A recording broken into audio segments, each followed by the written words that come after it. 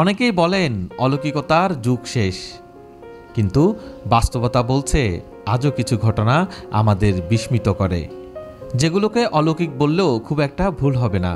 লিবিয়ার দক্ষিণাঞ্চলের বাসিন্দা আমির মাহাদি মনসুর আল গাদ্দাফির হজ যাত্রা এমনই এক ঘটনা, যা ইতিমধ্যেই নানা ভাষায়, গণমাধ্যমে ও সামাজিক যোগাযোগ মাধ্যমে আলোচনার জন্ম দিয়েছে।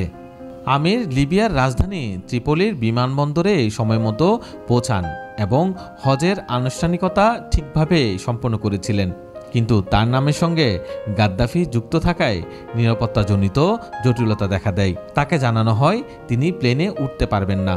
কর্তৃপক্ষ বিষয়টি সমাধানে কাজ করলেও উড়োজাহাজ তখন উড্ডয়নের প্রস্তুতি নিচ্ছিল।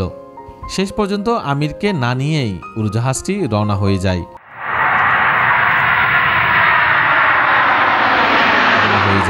তখন এক কর্মকর্তা বলেন, হয়তো আল্লাহর ইচ্ছায় আপনার হজ হবে না। কিন্তু আমির দৃঢ় কণ্ঠে জবাব দেন, আমি হজে যাবই ইনশাআল্লাহ। তিনি শান্তভাবে তার জায়গায় বসে থাকেন। ঠিক তখনই ঘটে আশ্চর্য এক ঘটনা। খবর আসে উড়োজাহাজটিতে কারিগরি ত্রুটি দেখা দিয়েছে এবং সেটি ফিরে আসছে। তবে ফিরে এসেও পাইলট আমিরকে তুলতে অস্বীকৃতি জানান এবং বিমানটি আবার উড়ে যায়। আশা ছাড়েন না আমির, বরং বসে থাকেন বিশ্বাসের ভরসায়। তার বিশ্বাস ছিল আল্লাহ হতাশ করেন না, আর সেই বিশ্বাসেরই যেন প্রতিফলন ঘটে। দ্বিতীয়বার আরেকটি কারিগরি ত্রুটির কারণে উড়োজাহাজটি আবার ফিরে আসে।